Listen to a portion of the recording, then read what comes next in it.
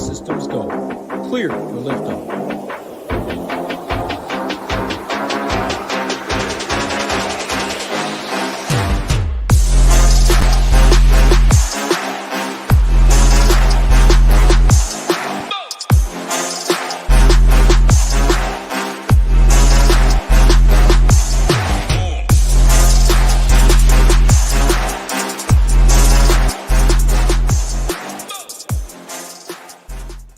Oh yeah, we're back talking some fights, pay-per-view season. Sean Strickland, Strick Daddy, taking on Dricus du Plessis.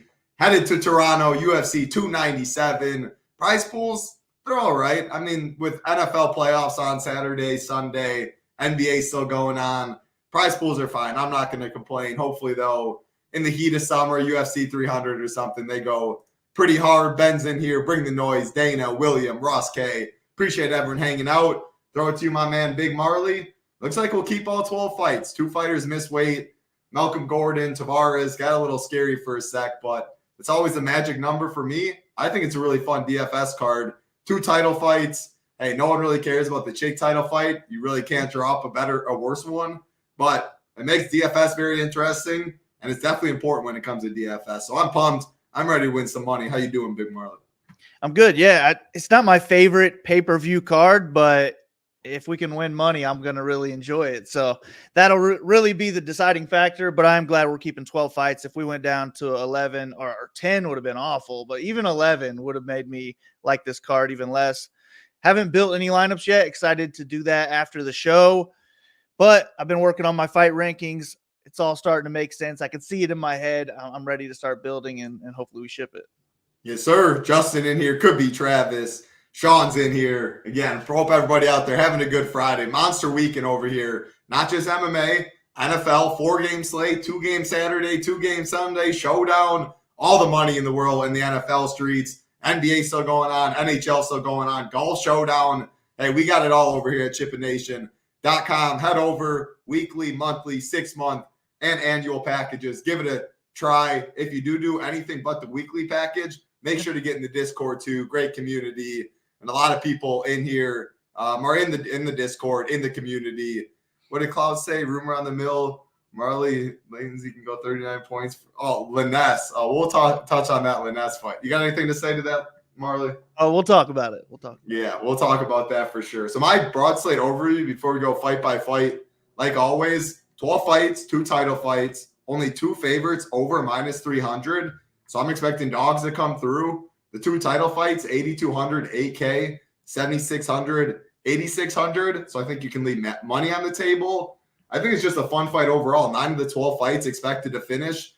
We got some wrestlers on here, grapplers, some striker versus striker, clash of styles. I agree with you. It's not a great pay-per-view card name value-wise. There's some good fights littered top to bottom, I think.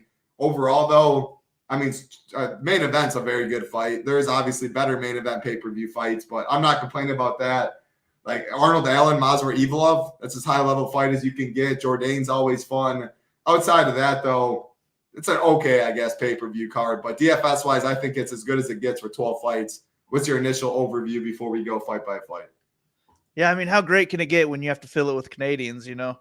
But hopefully it will be fun at least. But overview would be, man, I don't know, actually. I think that mid-range going to be very important again this week. And then, again, it's a little bit difficult in the 9K range. Not as difficult as the last card on paper was.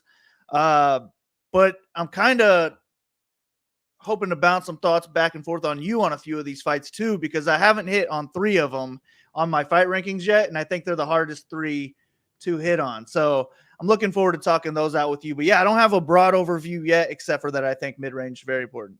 Yep. No, I like that too. Mid-range load. I do think the upper tier, maybe not as much as last week, but I still think it's tough, that 9K range. I'll be mixing and matching a lot of those guys as well. I'm hoping the fades don't come through, and the one rule I will have in 20 entry and below, I will have exactly one. I don't stack fights. Strickland and Dricus in the main event there for 20 teams or less. But we'll get there. Yeah, Big Driggs. Who runs better at playoff football, MMA? Come on, man. Can't draw up a better weekend. January, a lot of people hate it. This is one of my favorite times of the year because you can leave a lot of cheese in your pocket after these weekends, especially if you bank one of these milli makers in NFL. But it's time to get started. Yeah, bottom to top. First fight on the night. Malcolm Gordon, Jimmy Flick. I mean, probably two of the worst chins you've ever seen. Squaring off to start it off. Minus 350. This fight is to finish. Gordon minus 150. Jimmy Flick plus 285. I'll just throw it to you right away in this one, man. I mean, these guys, what? Jimmy Flick been knocked out 6 of his 7 losses. Malcolm Gordon's been knocked out, I think, 5 times. Oh, no, Malcolm Gordon's been knocked, 5 times in his 7 losses. Jimmy Flick, 6 of his 7. But neither of these guys really got power. They want to get it on the mat. So, hey, is someone going to sleep on the feet or someone going to sleep on the mat? I mean, I would say that if someone's going to sleep on the feet, it's got to be Flick, just because Flick doesn't have any power. He doesn't have a chin. Neither of these guys have chins, but the only one who has any sort of knockout power is Gordon. So I think if this is a striking match, Gordon probably wins it, and he's more likely to win by the knockout. However, they're both pretty good grapplers. Gordon is I'd say he's better offensive grappling than he is defensively, which makes me like Flick more because I think Flick is very slick on the ground. It's just that he doesn't have great wrestling. So it's kind of just got to be one of those guys that goes after an ankle or something. And if he gets it, he's very live to just end the fight right there.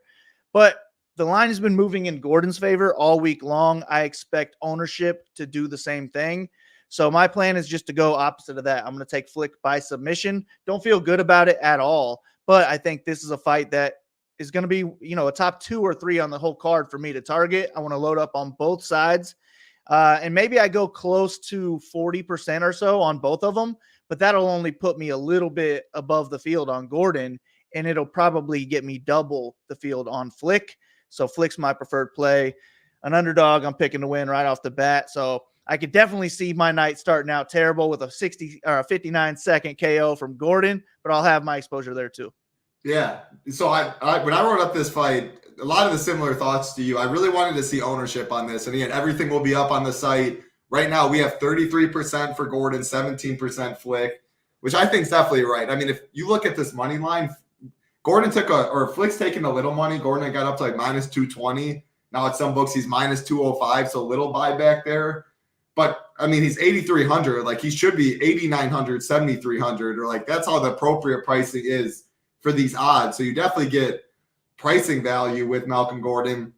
Still, he's expected to finish inside the distance prop is good on the slate. And he's sandwiched in between the Strickland fight and the Pennington Buena Silva fight, the 2 5-rounders. And there's a couple other good fights in this mid-tier as well. So 33%, 17%, it sounds right. I don't know if I was going back and forth on it. I'm probably going to be overweight. If 33% is the case, I'll probably be around there overweight on Gordon, just from the standpoint of his money line. His props are very good. He can outscore Mike Malott, Jasmine Jasdavicius for 1K less, 1,200 less. You leave all that money on the table, jam the mid-tier. That's how I'll be playing, I think, a lot of my Malcolm Gordon teams. Whereas Jimmy Flick, you can leave 200 salary, 300 salary. You don't have to get as crazy, I don't think. You can eat more chalk around it because, 17% probably. And he has all the upside in the world. I think he can catch a sub. Gordon, 9% takedown defense. Flick, very dangerous on the mat. If it's on the feet, it's definitely Gordon. How fun would the fight be? I don't know. Maybe he knocks him out, but I do think this fight hits the mat a couple times. Gordon will be popular, get some leverage with Flick in my Gordon lineup, so I think I can leave a good amount of salary because at the end of the day, if he was the highest scoring fighter on the slate, I don't think that'd be shocking. It's Jimmy Flick with no chin that will accept being on his back, etc., because he can always catch something. So one of the best fights, in my opinion, to target. And so this fight is still on, and he was one of the 2 fighters. Malcolm Gordon missed weight, and then Ramon Tavares missed weight as well. So Malcolm Gordon's had problems on the scales for a while now. He missed by 1.5 pounds, fined 20% of his purse. Tavares fined 30% of his purse. Does that do anything for you, Marley? He's had weight cut issues a lot. Nah, I just never know. It's always in my head. It's going to help him probably with the wrestling, but at the same time, was he hurt? That's why he couldn't get there. I just have no idea. I wish I knew more. Yeah, and it looks like he did try. So it's not like Tavares, who knows how much he really tried. That almost 4 pounds. Gordon actually at least made some attempts. It's not like Jimmy Flick's cardio is too great. I just think, I don't know, someone gets caught in some submission. Gordon finds a chin at some point. I mean, it's going to be a really fun fight. Maybe both guys fighting for their jobs as well. I'm going to have a lot in DFS. That I do know for sure. Keep it rolling. Next fight on the card. Jasmine Jasdavicius, the highest price fighter on the card, taking on Priscilla Cachoeira. Minus 370 is Jasmine. Plus 295 is Priscilla. This fight is plus 110 to finish. Jasmine plus 175. Priscilla plus 450. And again, like I said, highest price, 9,500 Jasmine, 6,700 Priscilla. In terms of ownership, we're looking at Jasmine 32%, Priscilla Cachoeira 10%, and that 10% is the lowest on the card. I like Jasmine, especially looking at her ownership in this top tier. Jasmine 32, Malott 46, Robertson 39, the highest above 9K. If she's the lowest, which I do think she probably is because of her price, she has all the wrestling upside. Priscilla, what does she struggle with? Wrestlers. We just saw it with Maverick. We've seen it in so many of her fights. She can't stuff takedowns.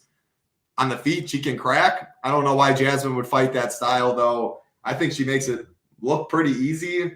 Does she have the upside? I definitely think she has the upside. I think she can find a submission in this fight. Priscilla just got submitted by Maverick. She's the lowest owned in the 9K, which I do think you're right because of the price. I like her more than Malott. I do right now at this ownership discounts. Any hot takes here? I won't be playing Priscilla in 20 entry or below. No, not really. Just kind of your striker versus grappler matchup, except that I think JJ can hang on the feet where Cachoeira is not going to be hanging in a grappling match. So I do like Jasmine in this one, and she's a fighter who doesn't need to get a finish to score 100 points, which is always something that I like. But her highest score so far, I think, is 105. I mean, is 105 going to cut it at 9,500? I don't know that it is. She's also had other grappling-based wins where she scored well, but it was 85 and 86. That's definitely not going to cut it. So I definitely worry, and I would prefer Mike Mallet if we're just picking raw points. But the ownership is what makes it interesting. I do think that she's a fine pivot away from him at lower ownership where she could, in their best outcomes, she could outscore him. But if both fights go to a decision, she's definitely going to be outscoring Mallet, I would think. So I'm fine with it. But on the other side, I really think it's knockout or bust for Cachoeira. I think if it's a 15-minute striking match, she's very live in that. But I would not expect that at all. So I think she needs the knockout at some point. She has that kind of power, but I just don't expect it to be on the feet long enough for that to come to fruition. But I'm going to go probably, I don't know, close to field weight or higher on JJ, and I probably end up Xing out Cachoeira in this one. Yeah, so I think if I'm 150 in this card, which I'm debating, I was making sure that 12 fights were on the card, the $3. I wish there were more people in it. I'm not going to cross off any fighter. If I do 150, I will play all 24 fighters on this card. Because, I mean, it's women's MMA. Like, an unranked 3-2 UFC fighter, almost minus 400 against one of the hardest hitters in the division. Like, could I not see Cachoeira catching her early before even a takedown? Like, I could totally see that. Now, do I think it's likely? No, but she's going to be 10% or sub 10%. If I'm playing 150 teams, that is something I would have. Now, you got to make more fades with the less teams you have. If I don't do – it probably would take me like 50, 60 teams to get any Cachoeira is how I'm thinking of it. But she's probably my lead. I don't know. I like Neil Magny less than I like Cachoeira due to his upside, I think. But Cachoeira is my second least favorite fighter on the card. They will be the two lowest owns. I think there's plenty of other ways you can get different on this card with a better chance to win, though. So, yeah, it's Jasmine for me. What are your thoughts? Or you were going to say somewhere else? Yeah, I'm looking at maybe up to 5 fades on this card, with Cachoeira being possibly one of them. Like, I definitely won't be touching her with 20 or less. But when I start building my 150, I'm not sure if I need my percentages to be spread out more or I just can't get to certain lineups, and I'm fine throwing her in a little bit. But on my rankings, I think I'm going to be higher on Magny just as a hedge play because I plan on having a good amount of Mallet. Yeah. So if it gets out of the first round, once we get to that fight, we'll talk about it. But I'm going to be worried if it gets out of the first round, where I think the only real thing I'd be worried about would be one big punch on the Cachoeira side. So yeah. I think I'll be higher on Magny than Cachoeira. Yeah, I definitely don't like either. But now that you say it, maybe I agree, because if Mallet's going to be 46 and Jasmine's going to be 32, something Sheets talks a lot about, Like, why not take the more ownership leverage if you don't like either dog? If Neil Magny wins 50% of the field, roughly, he's dead with Mallet, you're not playing him, then you get that win right there. Where Jasmine at 30%, it doesn't hurt as much. So maybe I do circle back a little bit on that, but I don't like either regardless. I do like Jasmine, Clash of Styles, takedowns, control time. Obviously, DraftKings, great play. That's FanDuel prices or FanDuel contests stink. FanDuel, Jasmine's not nearly as good of a play, though, because you don't get the top control, etc. Keep it moving to what Cloud was talking about. Johan Liness, Sam Patterson, minus 140. Johan, plus 120 for Sam. This fight's minus 650 to finish. Johan, minus 110. Sam Patterson, 145. So Sam making his way up to welterweights after getting knocked out at 155 brutally by Ashmoose, who's damn near a 145er. So he almost got knocked out by pretty much a 145er. Now he's fighting a very heavy-handed 170er in Johan Liness. But the dude in the UFC just legit does not do anything. Like, he has power. The Gabe Greenstuff fight was solid. But, man, some of his other fights have been absolutely awful. This minus, I forget which fight you said it was last week, or maybe it was 2 weeks ago. It had to have been last week, with last week being the first card. But there was a huge inside the distance line that you were like, I could totally see this going to decision. I can't remember what it was. I can't remember this. This is the one that screams to me, like, minus 650 for this fight to finish. Liness says he might not even throw like 80 strikes. This could be a really boring fight, I think. But the props itself, the pricing, etc. I mean, it has me playing some of this fight for sure. But talk to me about your thoughts on that inside the distance prop. It's dog or pass for me in this one. I don't love it at all. Sam Patterson might die, but Liness just doesn't do enough for me where I think he can volume. If it gets on the mat, I prefer Patterson. The longer it goes, I think it's Patterson. So, yeah, I don't love this fight, but I don't know, minus 650, man. Talk to me because I'm interested in your thoughts. Yeah, I thought the same thing. And I think some props that were interesting would be fight goes the distance around plus 350 or more. I also like Patterson by decision at plus 800 or so. Because, I mean, Lioness is just a pure fade for me, long-term fade for me as a favorite for sure. But I don't even like him as an underdog because he doesn't do anything. He's got big-time power. He's fighting a guy who was just sparked in the first minute or so of his first UFC fight. So he is live for a knockout in this fight because he has power. He's fighting a guy with tall man defense who's moving up in weight class. But if he doesn't get that knockout, like, he doesn't do anything that I like. I don't like his ground game at all. I don't like fighters who stare at their opponent for 15 minutes. Like, he had 13 minutes of striking time versus Darian Weeks, and he scored 10 DraftKings points in that 13 minutes. Like, that's pathetic. So I'm just never playing Lioness as a favorite. And this is what could bite me because it is minus 650 inside the distance. He's going to get some ownership. If he goes out there and kills this guy in 50 seconds, my night's over. I'm going to be like, what's her name? Jennifer Lawrence at that award show where she's like, if I'm not winning, I'm fucking leaving. Like, that's pay-per-view. Like, if Lioness gets a 1 minute pay-per-view, a 1 minute knockout, I'm not buying this pay-per-view anymore.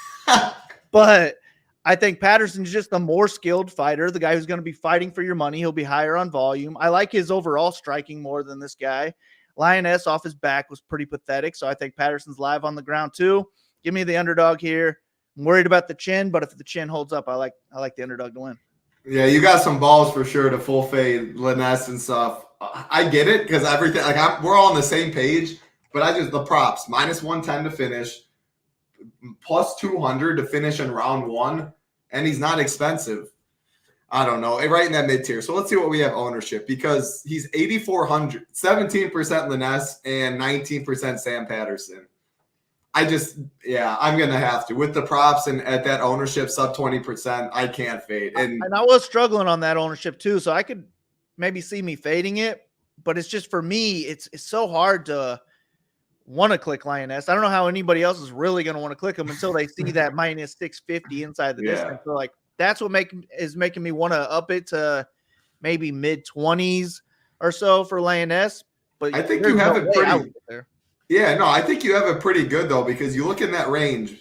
Masvidal, let's go 8,700 below. Masvidal Evlov's going to get some ownership as a great wrestler. Buena Silva, 8,600, naturally is a favorite in a 5-round fight. Chris Curtis isn't really going to – he's in the same boat as Liness. Malcolm Gordon, 8,300, definitely a way better play. Then you get Strickland and Dreekis. way better plays. So he's just sandwiched in that range where I do think you're right. But I also like, how much are people just going to look at props and just look at finishing lines and stuff like that? Yeah, maybe I think still 20% roughly. I'm going to play some again, just the props. Patterson getting bonked by a way less guy, plus 200 in round one. Like if he finishes in round one, I'll take that at 17% any day. I'm still on the Sam Patterson train. He's not going to be high enough owned. And we talk about it a lot. Build the lineup, put in Liness. Take Liness out, put in Sam Patterson. Right there, you get a lot different. You're forced to leave at least 600 on the table. I'll be looking at stuff like that in the mid tier, and I think this is one of the fights you can do that. So, yeah, I like all this stuff. I'm glad we're on the same page, though. The plus 800. But what was the fight last time? Do you remember which one you were talking about? I think it was the Mata fight last week. Yeah. Fast as shit. For sure. Yeah, no, I mean, it's plus 800, whatever it is. Like, we're taking long shots here, but I couldn't remember exactly which one it was. And yeah, Jones, an absolute fraud. No chance, no other things that has to be said about that. William, congrats on the pack, man. Hey, no better Saturday night for me over here. Watching some fights, watching the Packers. It's gonna be tough though, man. I mean, look, Dak, he stinks, and Mike McCarthy's the freaking worst. So that wasn't worried about the Cowboys. Definitely worried about the Niners. CMC is a problem. What's going on, G. Kiefer? I think that's G. Kiefer. Grant, unless you change your name. It used to just say G. Kiefer. Yeah, he changed his name. Yeah. What's going on? Grant, let's keep it rolling, though. We appreciate that like button out there. Again, if you do want to join us, all of our MMA content will be up shortly after the show. Projections, ownership, fight ranking, slate plan, everything you need. NBA today. Make sure to check out the show. MLB will be here before you know it. That's crazy to say. It's still January, though. We don't need to talk about that. NHL here as well. Golf going on, full force. ShipItNation.com. Monthly, 6-month, annual packages. Oops, wrong account. Okay, I was going to say, I didn't recognize the name change before, but I did recognize that it was you, GK Kiefer. Let's keep it rolling. Next fight on the card. We got, scroll up a bit, Jillian Robertson taking on Polyana Vianna. 9,100 Robertson, 7,100 is Vianna. Looking at the odds, Jillian, actually, she's over minus 300 now, too. She's continued to take steam. So third biggest favorite on the card, 3 favorites over minus 300. Vianna plus 250 on the way back, minus 180 for this fight to finish. Robertson minus 110. Vianna plus 400. Take it away, Big Marley. What do you see? I like this fight a lot. I expect just almost most of the fight anyways to be on the ground. Both of them prefer to grapple, but Vianna will just accept being on the ground because she's dangerous off her back. So I think if Robertson wants this to be a grappling match, she can go out there and get it anytime she wants it. But I do think that Vianna's live off her back, where I don't think Robertson is. I think Robertson has to be in dominant positions, where I do expect her to be.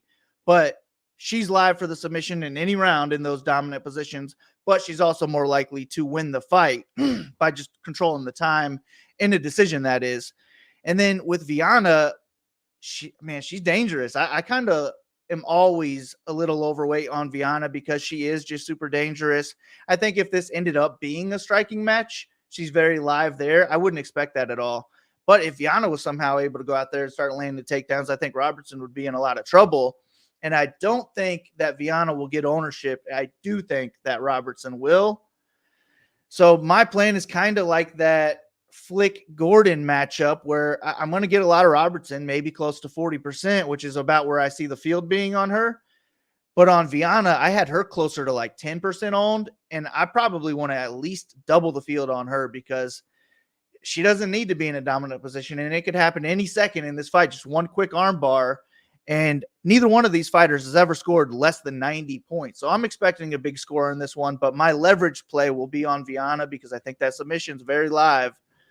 But Robertson just has more paths to victory. She's the one who should be in the dominant positions throughout the fight. I'll pick Robertson to get the win, to get a submission at some point. But my favorite bet on this card would be that the fight ends in a submission. Just either way, exact method of victory is a submission. That's right around pick'em, because that's, I think, eventually, if Robertson is in these dominant positions, Vianna probably won't tough it out for a full 15 minutes. I think eventually she'll give up her neck, and Jillian will get the tap. But if Vianna's going to win this fight, it's going to be a submission. So I just really think that someone's getting tapped out here. I like the confidence. You made me – I was debating Vianna earlier in the week. I know I don't want too much. You have more interest than I do, but she's going to be like around 10%. Like you said, Robertson's going to get some ownership. So you get leverage that way. You see it ending in a finish. I do give her the advantage on the feet. She definitely hits harder. And, yeah, armbar from guard, all that crazy stuff. So I did change. I was debating underweight, fade, a couple of these people. I'm going to have her in my 20 pool for sure now. With your confidence there, and I changed a fight we'll talk about in a little bit. I guess I'll just say it now. Arnold Allen. He has taken a little money, which is scary. I don't like his upside when we get there. But if you had to fade Arnold Allen or Vianna, you'd rather fade Arnold Allen, right? Yeah, he's one of my 5 possible fades on the card. Cool. I figured. I mean, the style he has to go against is really tough to score DK points. Vianna low, Robertson going to get some ownership. Plus 400 inside the distance isn't too bad as well. So I like your confidence. Going to get some more Vianna than I initially had. I'll definitely be playing Jillian Robertson, though. I don't know. I think it's tough. Like, I like him a lot. I like Jasmine.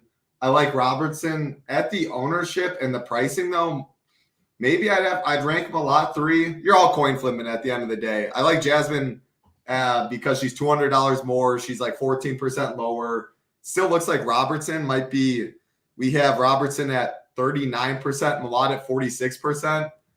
With those 200 savings, I think both fights probably play out on the mat a good bit. I'd probably just prefer Robertson a little bit in that as well, but all 3 of them in the 9K range, very solid. Do you have any thoughts, Robertson versus Malott?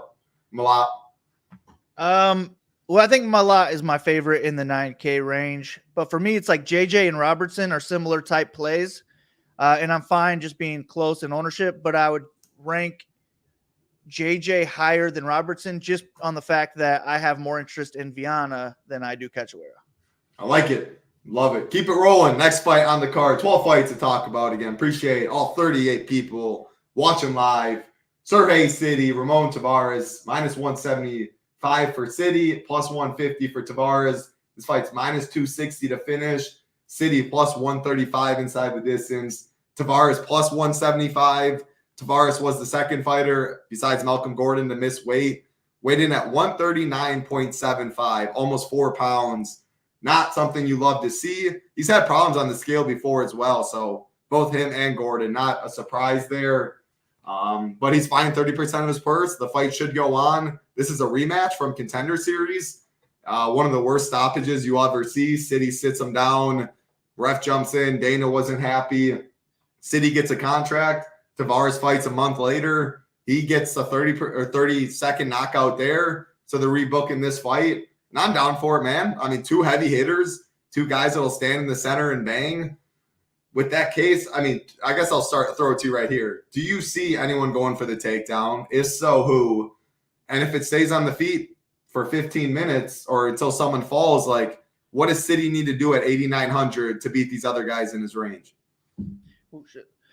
Yeah, I think if this fight goes to the ground, it's City getting the takedowns. I didn't watch very many of these guys' fights, but I did see some of City's ground game, and where I didn't think Tavares wanted to go to the ground at all. He just looks like he wants to go out there and throw hands. He's an aggressive striker with big-time power, pretty good boxer.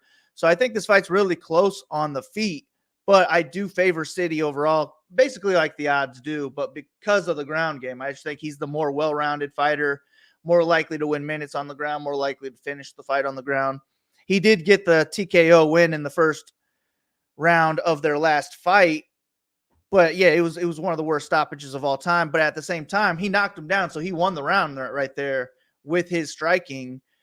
Had that knockdown not happened, it was super close, and maybe Tavares was winning the minutes. But who knows on that one? I think Tavares is just going to have a lot easier time hitting 10x if it stays standing and it goes the distance. But I feel like Tavares is the one with more knockout power. And if this is another knockout, I feel like Tavares is probably more likely to get it. Their salaries are making me prefer Tavares probably, but this is one of the fights I haven't hit on yet. I definitely wanted to talk it out with you.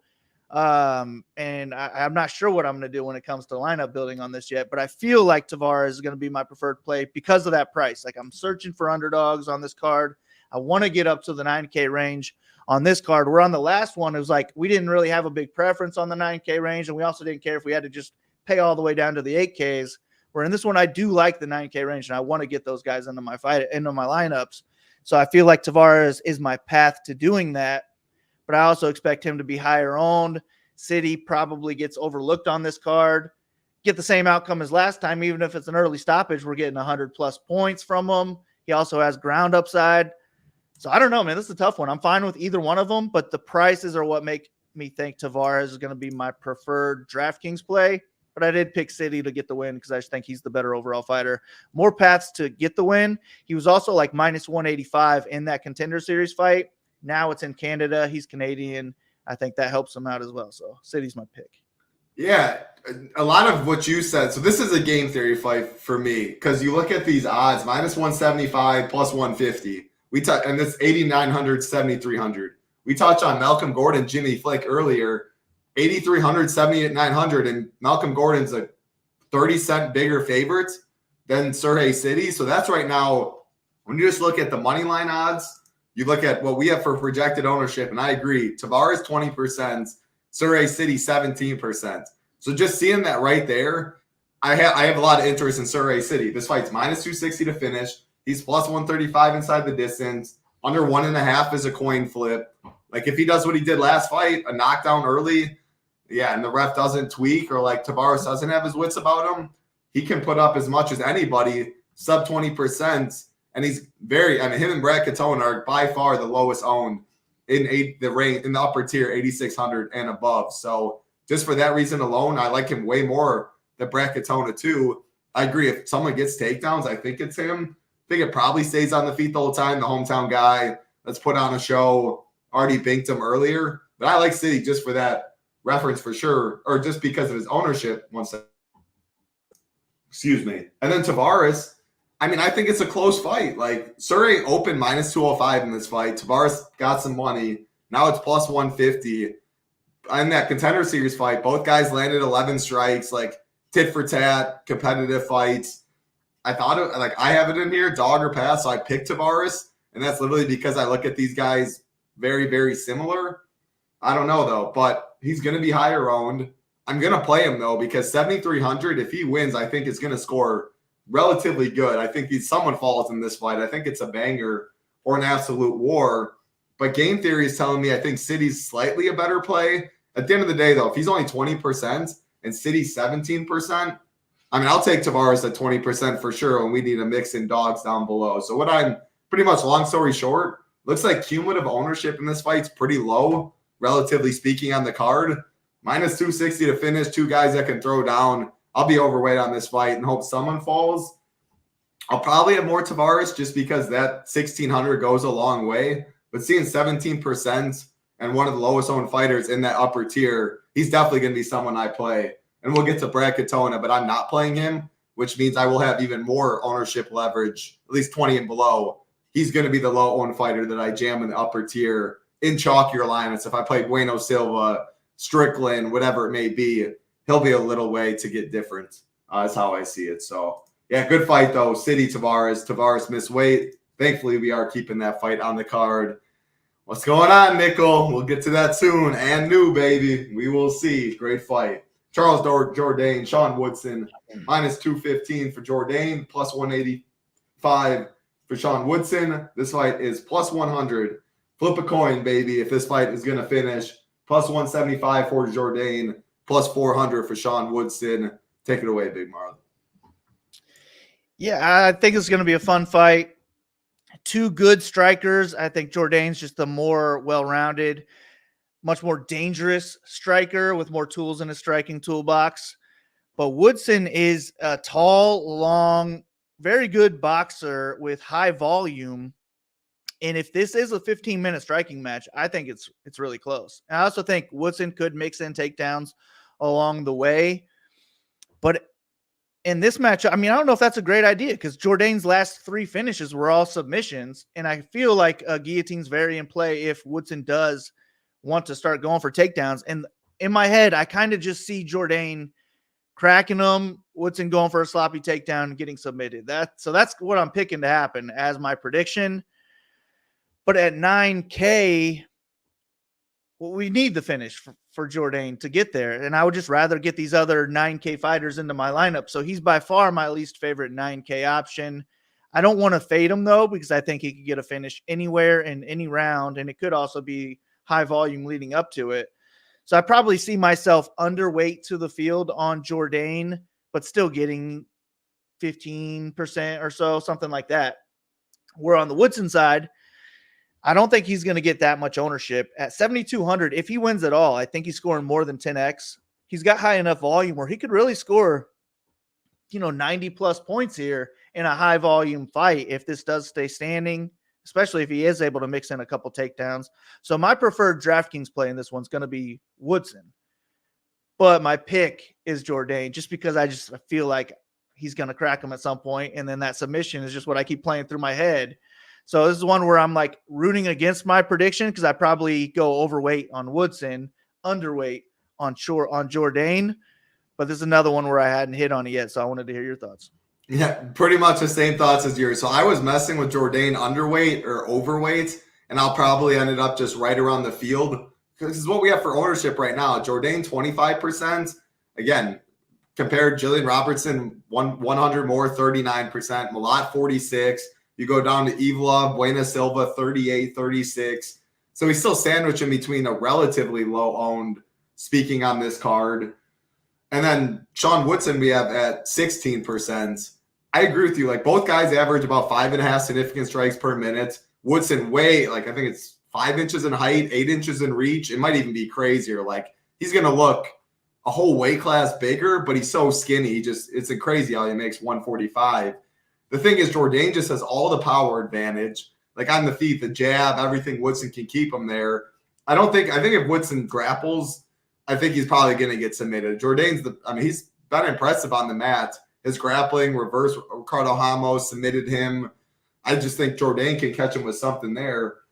But man, like plus 100 for this fight to finish. The last 4 wins from Jourdain, which some of them have been finishes, all scored in the low 90s. That's not going to cut it on this card. Sean Woodson's a good fighter. Jourdain's definitely game to catch him with something. Find a sub. Maybe he does. I guess I'll ask you this because what are your thoughts? How much is Jourdain going to shoot for takedowns? Is he going to try and offensively grapple? Because I think that's a way he could hit his ceiling. Man, with this fight being in Canada, I feel like he's going to go out there and try and put on a show. So I'd say no. Yeah. And I guess if he's trying to put on a show and go to war and he catches them in the first round, it could be 35, 40 significant strikes, a first round beat down, and he gets there. But I'm with you. My preferred play is Woodson just for the price. Like if he wins, I feel good. He's probably going to be on the optimal. He throws a lot of volume. It'd be a fun fight. If it goes to decision though, I mean, if it's a close fight, it's hard to see Jourdain not getting the nod, which is why Jourdain's my pick. I do think he's the better striker because of power. It's close. I think he's the better grappler, and I think he has the decision out in a close fight. But in DFS, if Sean Woodson wins, I think he has a good chance of being optimal. Whereas the same with Jourdain can win and still not be optimal at all. So I'll probably be somewhere around the field. Jourdain, probably overweight on Woodson. But again, this fight, cumulative ownership-wise, looks pretty low-owned relative to this card. But we're on the same page there. We're picking Jourdain, but our Slate DFS play is Sean Woodson. Couple more fights left on the card. Decent amount of fights, actually, still. Brad Katona, Garrett Armfield. Katona minus 212, Armfield plus 180. Looking at the odds to finish, plus 125. Katona plus 205. Armfield plus 420. Yeah, I mentioned Brad Katona is going to be one of my fades. He's going to be one of the lowest owned. We had 18%, one of the lowest owned in the higher range. 18% for Katona at 8,800. Then we have Garrett Armfield at 15% at 7,400. Katona's just, I call him a Dollar Tree version of the Basharat brothers in my write-up because defensively sound, won't take chances, can offensively wrestle, solid striker. He's just a good all-around fighter. But you don't always love those guys in DFS. You like the Jimmy Flicks, the Malcolm Gordons, the guys that have no striking defense, but also will put it on offensively. I just see this fight being a Brad Katona decision probably. Armfield, I think he's solid. Like, I'll have more Armfield. I have Armfield underweight and Katona as a fade. If Armfield catches him with something on the feet, I think he's a solid fighter. I don't know, though. I think Katona probably mixes in takedowns, stays safe, and this fight is pretty boring. So I'll have a little Armfield as a low-owned dog. I think others outscore Katona in the upper tier, and Katona probably wins the decision. How do you see it? Yeah, pretty much the same. I definitely think Katona's the better overall fighter. He's a smart fighter too. So if like the striking's not going his way, I think he could fall back on the wrestling and grappling, where I think he has an even bigger edge.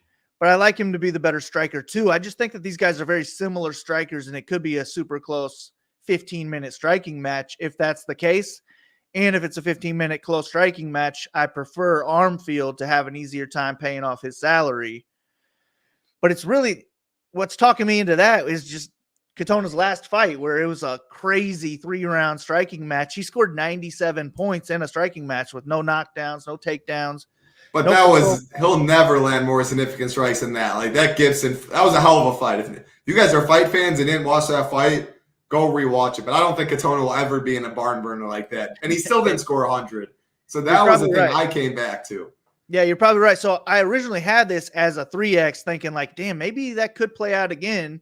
And then I was also thinking like, well, he could go for takedowns. He could control this fight he did this in one of his fights already. He controlled it for 8 minutes. That's his path. Takedowns, scored 93 points. So like those two fights, I'm like, I could definitely see those paths to victory. But at 8,800, are those scores even enough? So I talked to myself, well, you probably talked me into going down a lower rating. I'm probably just going to fade this fight. I really don't like it at all. I'm going to fade it with my 20 or less. Who knows what I'll do with 150? Maybe I'll let 10 to 15% of either one of them slide. But I do like Katona to get the win. It's just how is that win going to happen? Is it going to stay on the feet? Is he going to stay on the ground? If he stays on the feet, that's what makes me have a little bit of interest in Armfield, because I think it could just be a back and forth striking match where volume is neck and neck. And at 8,800, Katona's going to have a hard time paying that off, where if Armfield gets his hand raised, even if we don't think it's right, he could compete for the optimal lineup. So it's another tough one. This is the last one I hadn't got to. But I did change my rating as you were talking, so I lowered it. It's my least favorite fight on the card in DFS. Like, it's just I think Katona, if he gets there, I think it is wrestling and control time. Like, he literally just landed 160 significant strikes, didn't crack 100.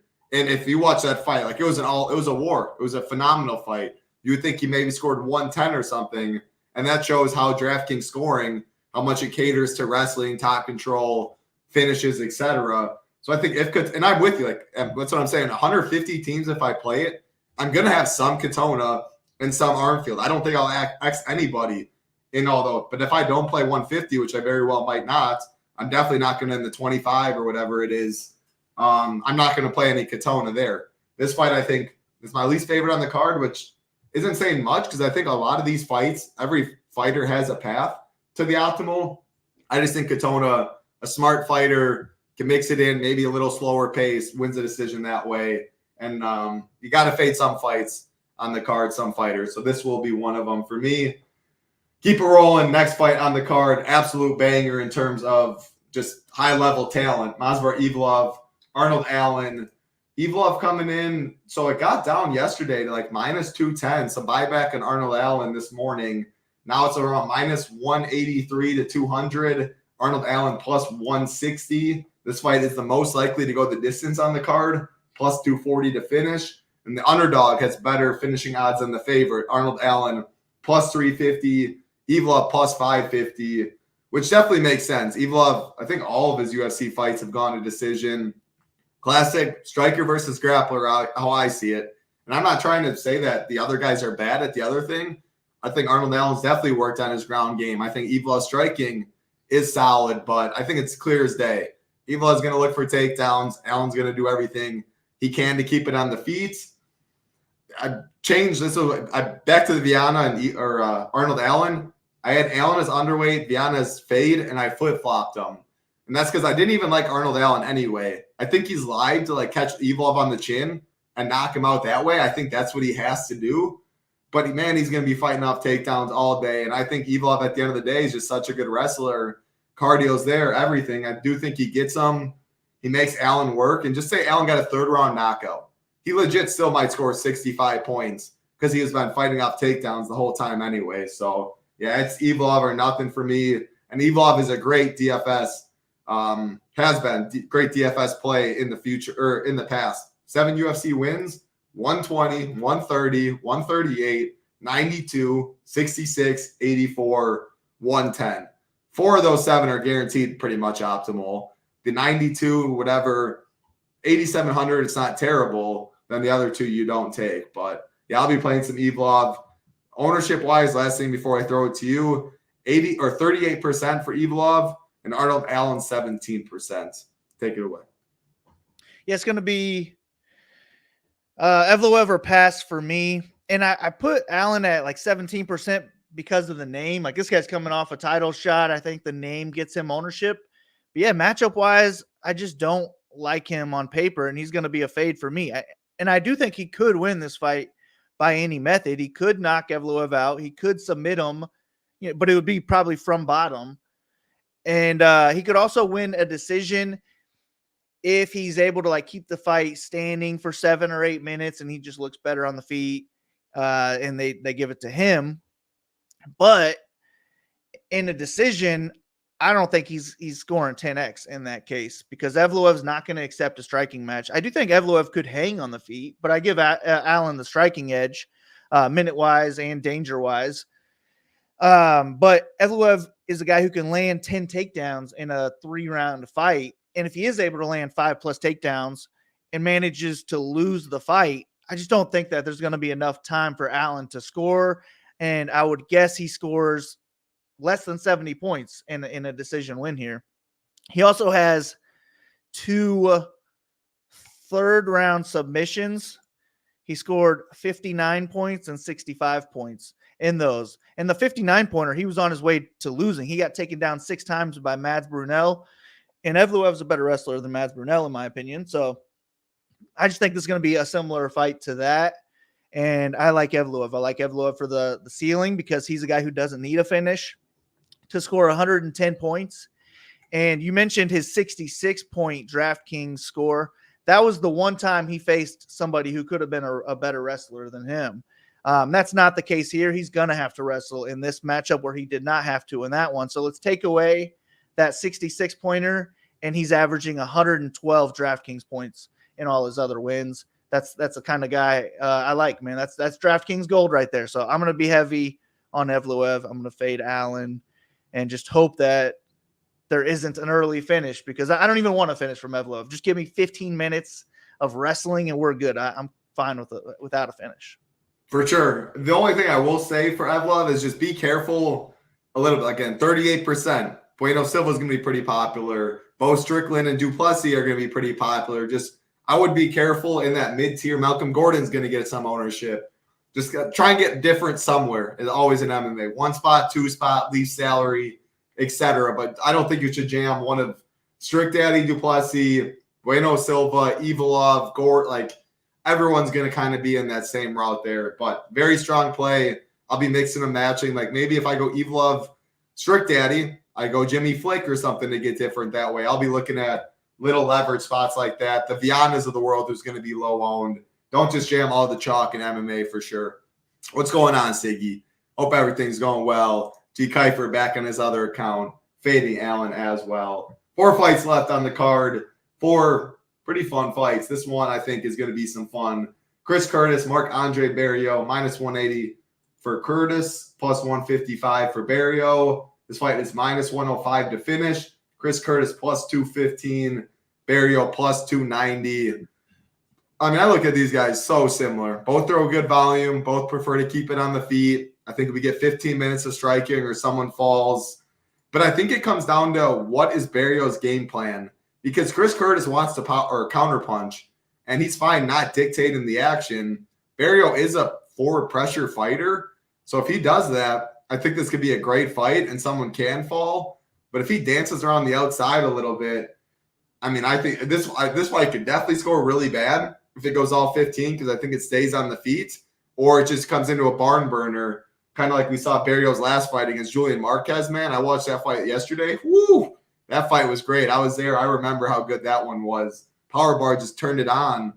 Curtis doesn't break, mixes in good body shots. It's dog or pass for me, though, on the money line, but also for the pricing. Like 8,500, 7,700. I think both ceiling and floor is relatively similar for them. That 800 goes a long way. So looking at our ownership, 15% Curtis, 16% Marc-Andre Barriault. I have more interest in Barriault in this one for the savings. What about you?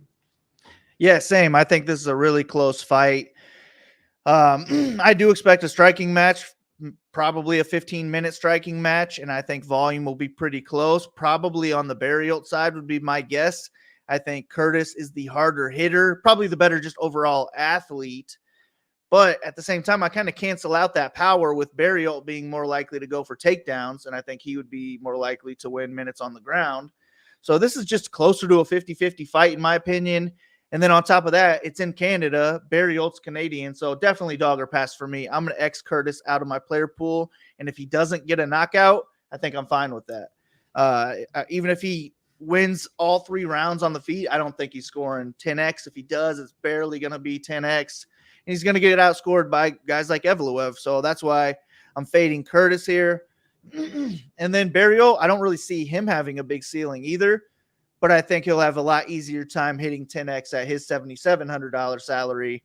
So for me, it's just dog or pass all around. I'm not going to force Barriault into any lineups, but he's a dog that's in play for a win. He could be high volume, but I just don't think this is going to be a high volume fight. I think this will be like a medium volume striking match. The winner scores 65 points, something like that. Yeah, I don't love the fight too much. I'm with you, though. I think you probably need a knockout. Both guys got power. They can. Again, both guys land about 5.5 significant strikes per minute. It's dog or pass for me, though. I won't have much Curtis, and I'll have some. Barriault's 16%. Maybe I'm a little overweight, something like that as a dog, but not the best fight. I think it stays on the feet for 15 minutes, and you need a knockout, and it's about a coin flip to do that. I don't know if you saw the press conference yesterday. Someone asked Barriault a question. He was about to start answering. I forget. I don't know what it was. If Dana said, someone interrupted pretty much. Dana was like, next question. Barriault couldn't even get to talk, and he looked so sad and defeated, so I felt bad for him. They went right back to Strickland and doing all that. So, hey, I felt bad for you, Barriault, out there. Maybe he turns it on and uses some anger for it tomorrow. 3 fights left. Neil Magny, Mike Malott. I guess I should have said it the other way. Mike Malott taking on Neil Magny. Malott minus 400. Biggest favorite on the card. Neil Magny plus 300. This fight's minus 275 to finish. Malott minus 225. Magny plus 750 inside the distance. Malott 10-1. All 11 fights have finished. 9 of those 10 wins have come in the first round. Even in those first round fights, though, he's not breaking the slate, like 105, 108. And I mean, what more can you do? Like, there's a lot of variance in first round finishing scores. If it's inside a minute, knockdowns, etc. So if you're telling me he gets a first round finish, I want him. Looking at those odds, he is plus 170 to win in round 1. And we do have him as the highest owned fighter on the card. Second highest, excuse me. We have Dricus, 49, Strick Daddy, 45, Malott, 46. Those 3, I think, are the 3 highest, and they can be mixed and matched, I think, anyway, all relatively close. I prefer just Robertson and Jasmine if I had to pick a little bit with the ownership discount, knowing I'm going to be eating Strick Daddy chalk, Dricus chalk, other chalk. I think all of them have a lot of upside, though. I look at them all very similar. I'll let you take this one away. Yeah, I mean, Malott just looks like the real deal. Big hype train right now from Canada. The fights are in Canada. They're the 3rd highest fight on the card for a reason, and it's not because of Neil Magny. You know, I feel like this is one where you feed the young guy, somebody who's been around for a long time, who has a name, and you try and build them off of that. So I always like to side with the UFC when I think that they have a script that they want to play out, and Malott's dangerous. I mean, he's finished all 10 of his wins. The last fight he had, I mean, he looked great, but it was the first time it went to the second round in all of his fights. And he's got a 70% inside the distance line in this fight. I expect the finish. He could finish with a knockout. He could finish, I think, more likely with a submission. And I expect it to be early. So I like Malott. Even if we do get one of these 112 I'll definitely accept. 106, 105, 104, that's iffy, but I feel like that whole 9K range is going to be right there around 105 points, and he's just much more likely to finish. So he's my favorite in the 9K range for that reason. I think I'll have the most ownership on him. But I always worry about these guys who never make it out of the first round, what he's going to look like in the second or third round, especially against a cardio guy like Neil Magny. I have a hard time seeing Magny lose this third round if it gets there. I don't know what Malat looks like, but just I have to imagine that the cardio king would be a little bit better than a guy who's never been to the third round. So I'm going to probably be like 50% Malat, I would think. And then I said I'll probably hedge with that and get maybe 10% to 15% Magny just because of the what ifs. I have no idea what happens if this fight gets extended. But if Magny does win, I'd imagine he's piling on points in that second and third round, and he's really going to compete for the optimal lineup, if not lock himself in with like a 90-pointer or something like that. So I prefer Magny over the Cachoeira. And who else see around? I actually like Vianna too, so it gets a little tough, I guess, when we're moving up. But if I have to stay all the way Woodson, down, Armfield, yeah, I like all those guys. Actually, Magny versus Armfield would be close for me. Like, I'd rather just save the money on Magny if that helps me with the rest of my lineup. But I do plan on being overweight to Tavares and Woodson and Vianna, so maybe I don't know. Maybe that'll put me on fading Magny too. Who the hell knows what I'm gonna end up doing with these 150? I'm excited to start building here in like an hour or so. But the way I see it in my head is like 50% Malat, 10% Magny. Yeah, I'm going to fade Magny, but I will be looking for a live betting spot because if any sign of Malat maybe slowing down and Magny still looks good after round one, maybe beginning round two or something, I don't think that is the craziest thing. But you probably do need a finish. If he wins round one, which he should at a very high clip, round two's close. Judges probably give him the win, and even if Magny wins round three, even convincingly, it's in Canada. We've mentioned it a lot, guys like Jourdain, Barrio, Malat. Close fights and it goes to decision, they have a better chance of getting the nod. So, yeah, not much to add. I think Malat probably dominates him, scores pretty well. It's just, is it enough to be on the winner? That we will find out. 2 fights left. Again, like button, we appreciate it. Subscribe button helps us out a ton. If you want to join us at ShipItNation.com, all of our MMA content will be up. NBA going on, golf going on, got NFL playoffs going on, Monster Week in the NFL streets, weekly, 6-month, monthly, annual. Didn't put that in the right order, but all the options at ShipItNation.com. Give it a try. Head over, and if you do join anything but the weekly package, make sure to get in the Discord as well. 2 fights left, 2 title fights left on the card. The vacant bantamweight belt on the line. Mayra Bueno Silva taking on Raquel Pennington.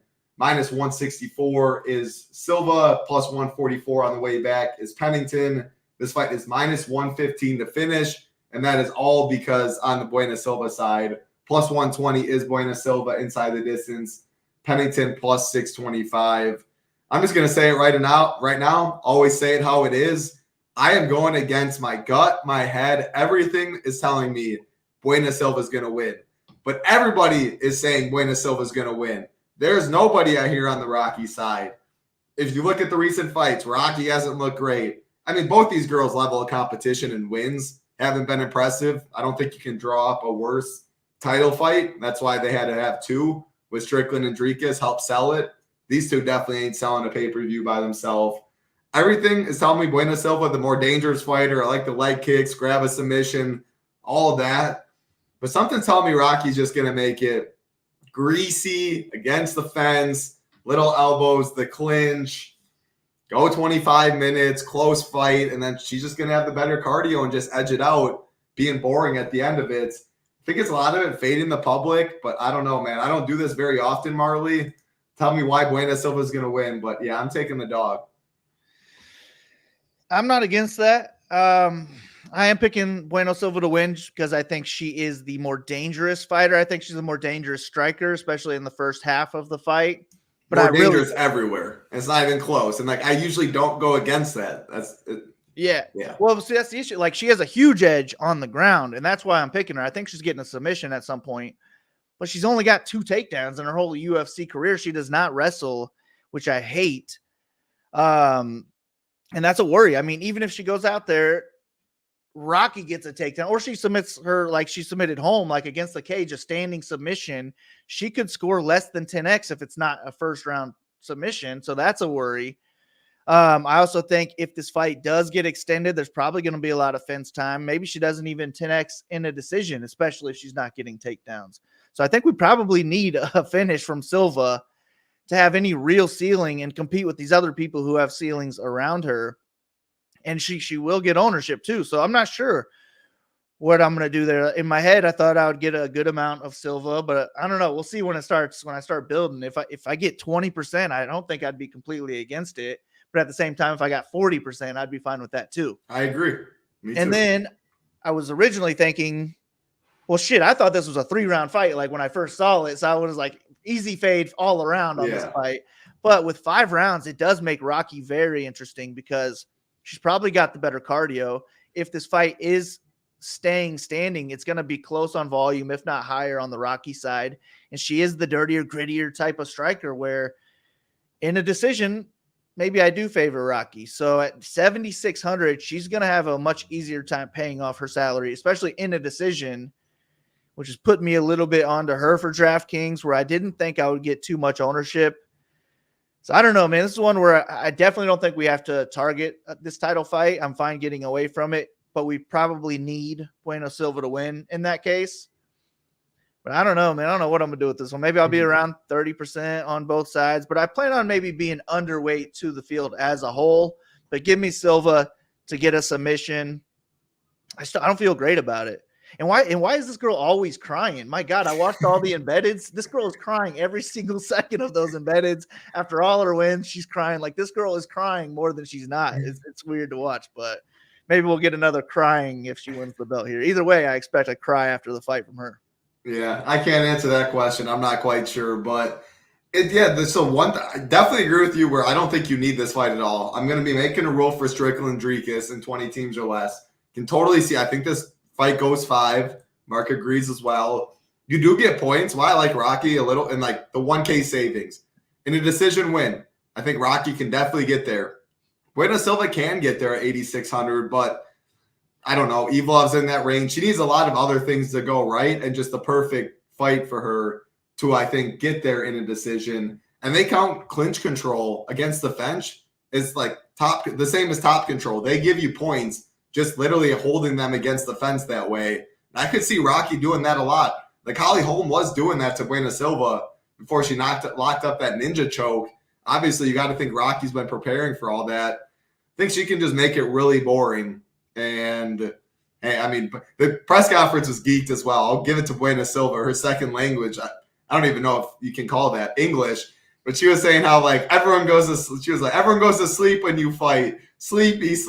And she was geeking me out because Rocky is a boring ass fighter. But hey, if you win a decision and you score decent at 7,600, 36% is what we have both of these fighters. And I can see myself being underweight in total to this fight. But yeah, everything telling me Bueno Silva, I'm still going to side with the Rocky side, and I prefer it in DFS. Yeah, speak English. It was funny. That's all Rocky had to say. Speak English. Everyone knew what she was saying. Your fights are boring and they're going to sleep. That was geeked. All right, last fight on the card. Main event time. I don't even know if you can say bad blood anymore, unfortunately. Sean Strickland, Dricus du Plessis. I got coin flip now at Bet Online. DraftKings -115, -105. The odds have definitely got closer to Dricus as the week has gone on, especially in this last day.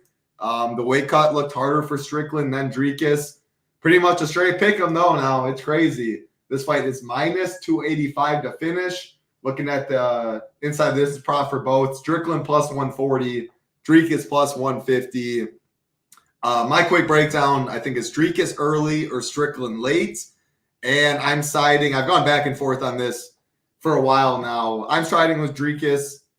I don't know, man. I've been on the Strick Daddy train ever since the motorcycle accident. I've been so anti-Dricus, literally ever since last fight. But what he did to Rob Whittaker, I cannot get out of my head. And I just think the forward pressure, just the craziness, like if he gets taken down, managing to get up, he's huge at 185. Strickland has a good chin. He does, but it can get clipped. And Dricus does have an insane amount of power. I just think he's going to be a crazy man that's monstrous for the division and just keep walking forward and something's going to land. I don't know. I probably get burned again. Again, I've been on Strickland forever. Hated Dricus, but what he did to Robert Whittaker, I cannot get out of my head. What do you got in this one, man? But I will say, I'm at least one or exactly one fighter in this one. And I have 70% Strickland or 30% Strickland. I do not care. All I care about is what my other script is. If I love all my other fighters, I really don't care where this one is. I don't want to be 80-20 or something, but 70-30 either side, and I love everything else. Just let's hope that lineup wins with whatever it is. And I can always hedge. Like if you're in line to win 100K or whatever it may be, something worth for you, you can easily hedge a coin flip right here in a legal state. Bet on the other side, and that's something I'll be looking to do as well. But what do you see in this one? Yeah, I agree with everything you said pretty much, except that I'm going to be on the Strickland side. I just can't pick DDP, man. I feel like I don't know if I picked him over Whittaker or if I just was pretty heavy on him in DraftKings. So like that one helped me out. But if he wins this fight, he's going to be the sloppiest champion we've ever had in the UFC. Like he not is even so close. sloppy. And going back and watching film, it's like I can just never pick this guy. And I don't know if I have picked him more than once or twice, to be honest with you. So I'm just going to stay on the train of not picking DDP, especially now that we're in a 5-round fight and everybody and their mother seems to be picking him. The line's been moving in his favor all week long. Maybe he'll be the favorite by the time this fight kicks off, or even in the morning when people are building their lineups. That'll help him even more. It might this afternoon. I mean, minus 110 now on Bet Online. It keeps going. I wouldn't be surprised this afternoon. Yeah, I mean, you're right. And I do think it has to be early. I mean, he's got big time power. He's got mean chokes on the ground too. I don't really know who the better grappler is in this one. I would think that Duplessis is just stronger and more likely to get early takedowns for that reason. But the longer this fight goes, the more Strickland's going to be the better wrestler grappler. And then same thing, like Duplessis could knock him out early because he is moving forward, throwing heavy hands, but he's just so sloppy. And a guy like Strickland, I don't think he's going to be losing minutes to that on the feet. So it's got to be a finish or bust, in my opinion, for DDP. And I'm never laying juice on that, really, unless your name's like Ngannou, I guess. But I like Strickland to be our minute winner here. I think he could also get a late finish because, I mean, Duplessis was gassing in 1 round in previous fights. He got his nose fixed. Maybe that's going to help him a lot. But we only saw like 2 rounds of it in his last fight. And now we're acting like that's not an issue anymore. 5 rounds, no problem. I just disagree. I think the longer this fight goes, the more the gap gets widened and Strickland just starts to take over, or he finishes them in those championship rounds. But I'm going to be on the Strickland side, and I probably will be close to the 70-30 in favor of Strickland, but it is an all-in fight. I don't want a single lineup without this fight. I think we're going to need, like an eye poke no contest, something stupid for this fight not to make the optimal lineup because it is right there in the mid-range. And not only do I think they're both scoring over 10x, but I think they're likely to score over 100 than they are less than 10x. So got to be all in on it, but give me Strickland. Yeah, I mean, everything you said, I agree with too. Like another fight, I'll be looking for a live bet on Sean Strickland. Like I'm not sold on Dricus. Go back to the Derek Brunson fight.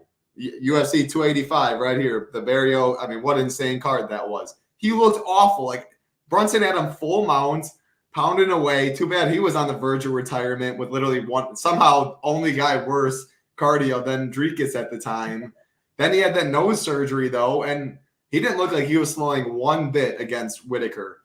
And again, and that's when I go back to, I always looked at Robert Whittaker so highly. One of the most underrated fighters, just can't get by Izzy.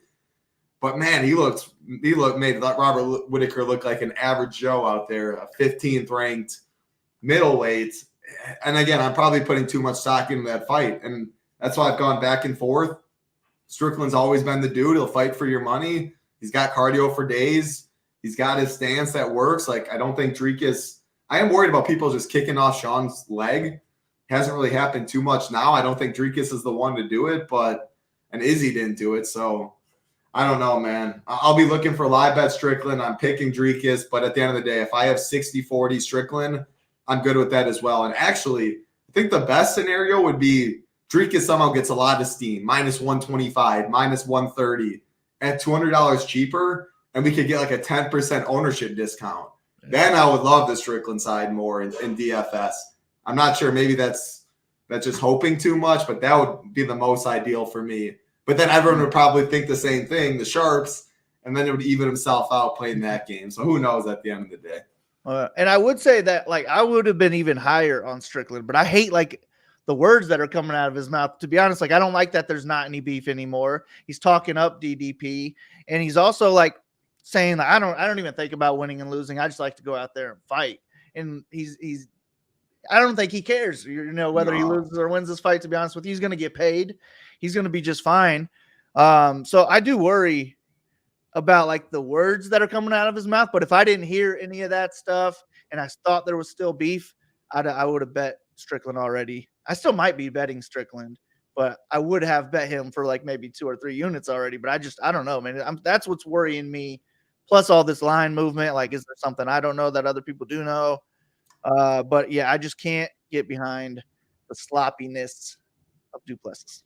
I can't blame you. Yeah, I think a little bit, maybe the line movement. So obviously Sean put on a lot of muscle. If you've been on Twitter or anything, you've probably seen that. Will it hurt his cardio? I'm not too worried about that just because how Sean's fights. He just plots forward with the jab, how much he spars. I mean, the dude grinds like no other. So I'm not too worried about that. And this is a good point. I actually missed that. So Jasmine and Cachoeira fight, they both couldn't make 125, so it got moved to bantamweight. Priscilla weighed in at 133.5. Jasmine weighed in at 133. So I'd be interested to see, like, were they told last night? Like, was it this morning that both girls, because they're both relatively the same weight. Very interesting, though. Not much changes for me in that. Any final thoughts before we get on out of here? No, I didn't know that. It's interesting. Maybe that helps Cachoeira a little bit, though. If anything, I think so too. I guess, but yeah, the weight stuff's always just I never know. Yeah, who knows? Hopefully it's a great card. Not only do we have UFC, but hopefully it's a great NFL card as well. You bet. Simultaneously at night, Green Bay Packers going to be playing. Fight's going to be on. Money to be made. NHL going on. PGA going on. NBA going on as well. Let's make some cheese this weekend. We will do our best to help you out. All the sports covered. NBA show today, NFL show tomorrow morning. Head over to SHIPITNation.com. Weekly, monthly, 6-month, and annual packages. Appreciate everyone hanging out. Hope you had a great Friday. We will see many of you in the Discord. Let's win some money this weekend, baby. Let's win some money. For Big Marley, I'm Titletown. Be safe. Have a good weekend.